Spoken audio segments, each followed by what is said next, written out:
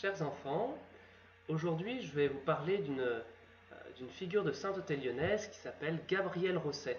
Vous êtes peut-être déjà allé avec vos parents au foyer Notre-Dame des Sans-Abris. Il y a là-bas un bric-à-brac, donc c'est un endroit où on peut acheter des objets d'occasion et on les achète et l'argent est reversé aux personnes de la rue pour un foyer de personnes de la rue. Et Gabriel Rosset, c'est lui qui a créé le foyer Notre-Dame de Sans-Abri, qui est vraiment énorme. Ça accueille beaucoup de personnes à Lyon. Je vais vous raconter sa vie. Alors il faut d'abord dire que Gabriel Rosset n'a pas été reconnu vénérable, ni bienheureux, ni saint. Son dossier a été présenté il y a quelques années à Rome et on est en attente. On espère bien qu'un jour il le sera, mais ce n'est pas encore le cas. En tout cas, très saint. C'est un homme qui était vraiment un homme de Dieu. Il est né il y a plus de 100 ans dans un village dans une petite ville qui s'appelle la Côte-Saint-André. C'est peut-être à 50 km de Lyon. Il était à la campagne, dans une famille assez pauvre.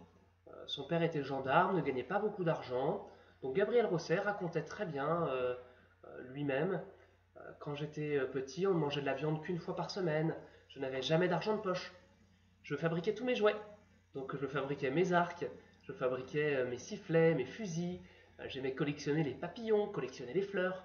Voilà, même s'il n'a pas d'argent, il a vécu une enfance très heureuse et n'a jamais manqué d'amour de ses parents.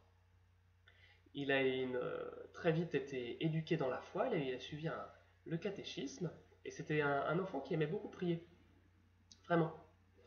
Euh, Quand il a grandi, euh, il est allé, il souhaitait devenir enseignant. Il souhaitait devenir enseignant.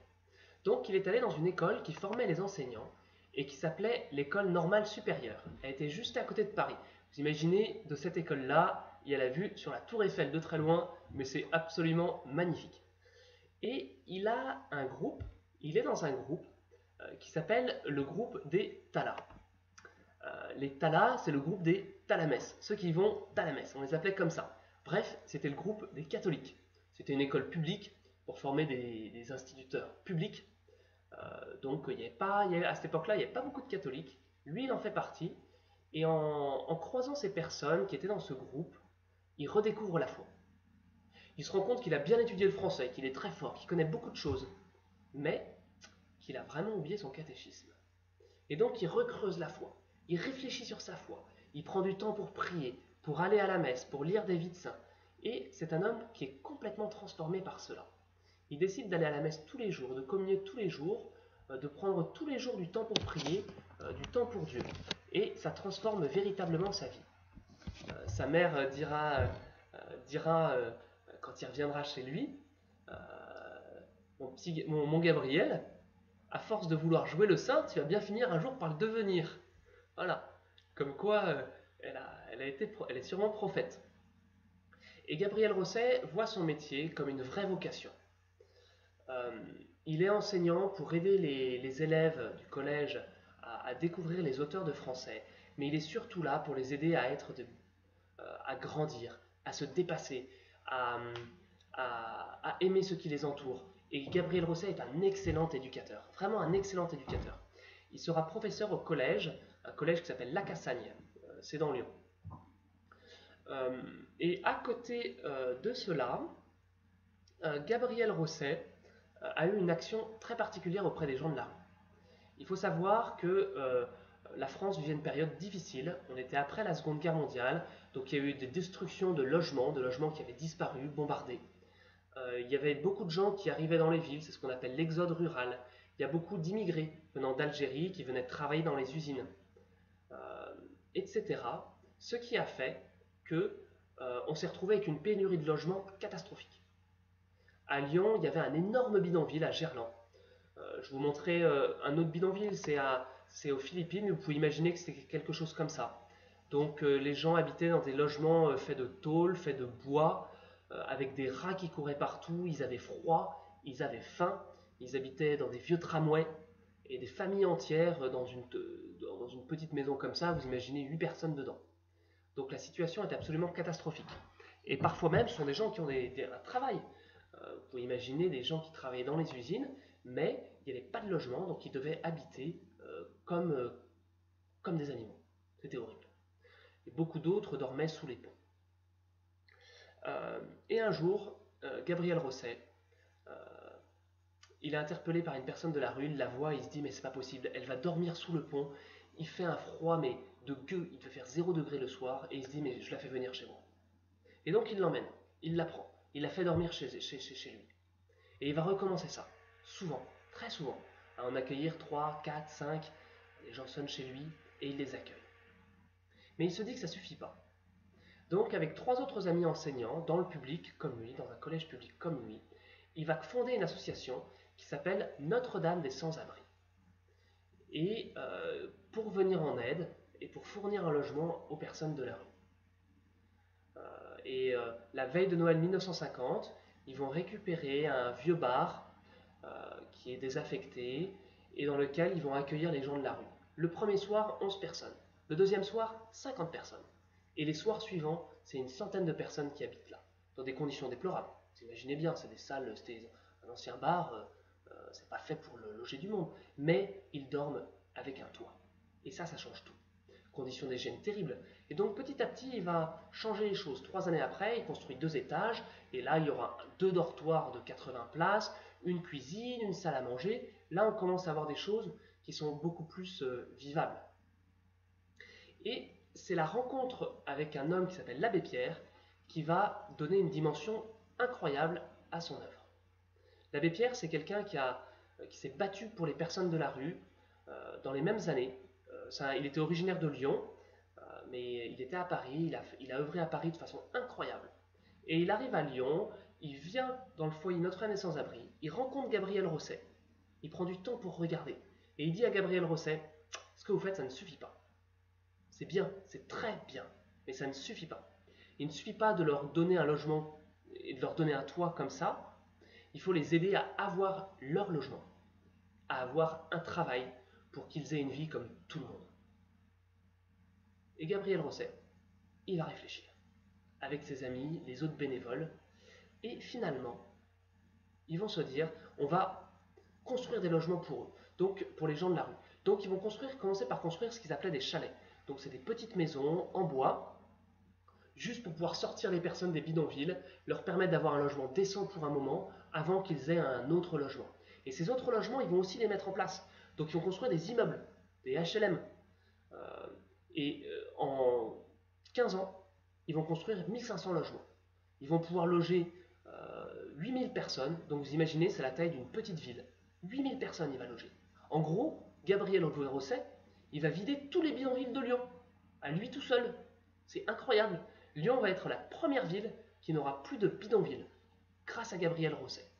Alors, il sera aidé, notamment par le maire de Lyon, il sera soutenu, des bénévoles vont l'aider, beaucoup de gens donneront de l'argent, des terrains, des maisons, etc. Mais Gabriel Rosset est celui qui a initié le mouvement et qui a permis à Lyon d'être la première ville française sans bidonville. C'était à la fin des années 60. Et j'entendais le témoignage d'un homme.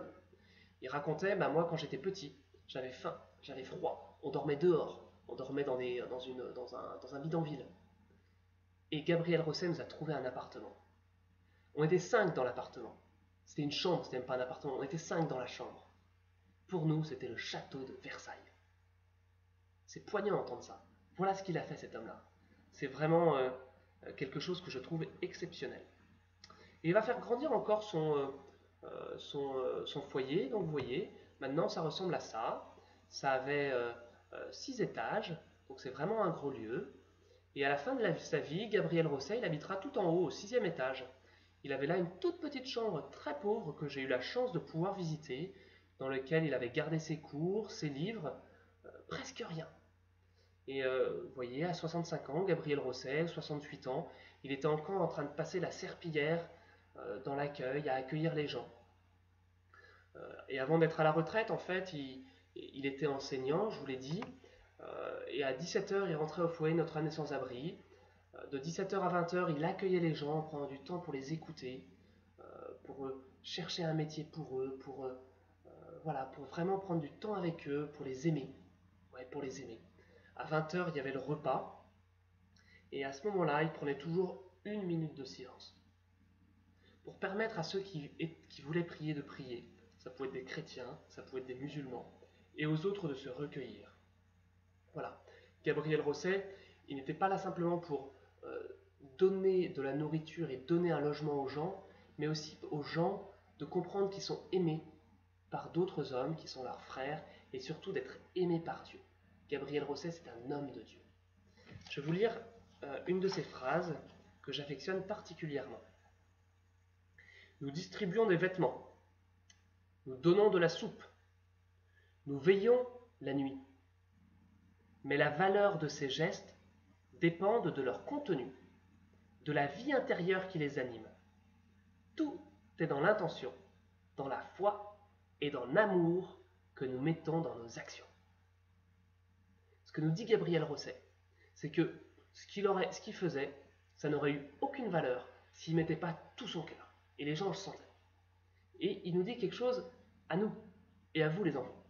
Quand vous faites quelque chose, quand vous rendez un service à quelqu'un, faites-le avec tout votre amour. Et là, c'est magnifique. Par exemple, si c'est un service de mettre le couvert, ou de faire le ménage, faites-le avec, ou d'aider à rendre service à un copain. Faites-le avec tout votre cœur. Et en disant à Jésus, ben, je le fais comme si c'était toi que je servais.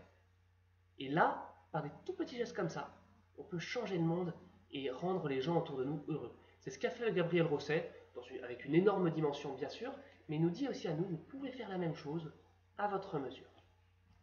Voilà. Je suis très heureux de vous avoir présenté sa vie. Un jour, vous allez demander à vos parents de vous emmener au foyer Notre-Dame des Sans-Abri. Vous pouvez y aller et vous irez regarder le bric-à-brac. C'est génial. Au bric-à-brac, vous pouvez déposer des vieux objets qui vont être revendus. Vous pouvez en acheter et vous verrez notamment des personnes de la rue qui sont là à vous servir, à trier les objets. Et je trouve ça véritablement touchant. Voilà, chers enfants, je vous souhaite une bonne semaine. J'espère que vous mettrez vos pas dans ceux de Gabriel Rosset. C'est une très belle figure et que vous prierez pour qu'il devienne un jour un saint. C'est vraiment un grand homme. À très bientôt, au revoir.